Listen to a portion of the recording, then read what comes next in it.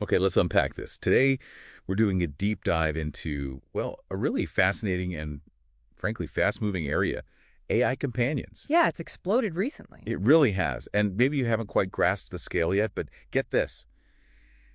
The market, it's projected to hit something like USD 36.8 billion by 2025. 36.8 billion, that's huge. It is.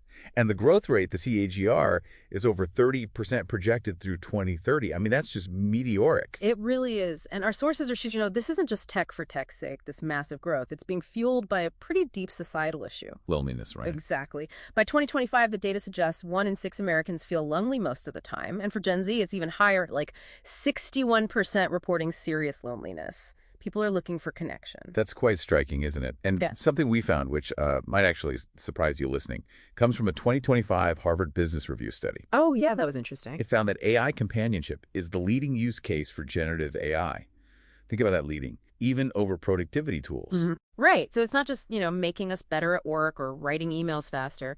It's tapping into this fundamental human need for interaction, for, companionship. It signals a real shift, I think. We're looking to AI not just for tasks, but for emotional support, for well-being. Precisely. And you see companies responding. Like Botify AI, which came up in our sources. They talk about creating a universe of AI characters. Right. Celebrities, historical figures. Or even making your own, like your own AI chatbot or virtual friend.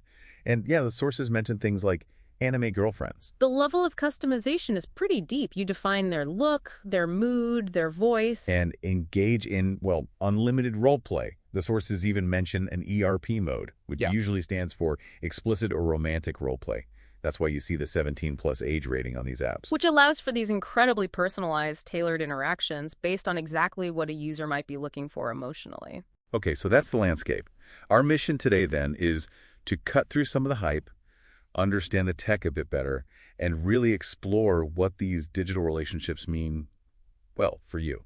And it's definitely a balancing act. We have this incredible innovation, these AI companions offering real comfort and support. Yeah, the sources did highlight that. What was the number? Around 63% of users felt less lonely or anxious. 63.3%, yeah. And they found an accelerated comfort. People felt okay sharing really personal stuff with the AI quite quickly. Which makes sense, right? For someone feeling isolated, maybe struggling with social dynamics, talking without judgment, that's powerful. Hugely powerful. But, and this is the crucial part, that ease, that comfort, it can potentially lead towards emotional dependency. Right, because it might lack let's say, friction or the complexity of real human relationships, the stuff that helps us grow. Exactly. It could, maybe inadvertently, lead some people to pull back from real-world connections. And then there's a privacy angle.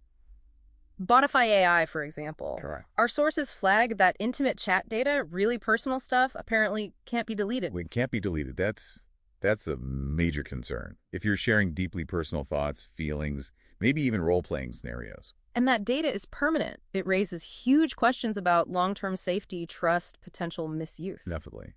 Which I guess leads to regulations starting to catch up. It does. Look at New York. They've got a new AI companion law kicking in November 5th, 2025.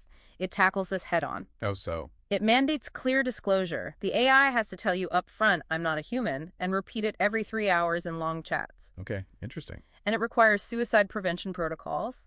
If someone expresses ideation, the AI has to provide resources, like the 988 hotline. So that creates this fascinating tension, doesn't it? The whole goal is to make AI feel incredibly human-like, super realistic. Wasn't indistinguishable, yeah. But legally, they have to remind you constantly that it's not real. Precisely.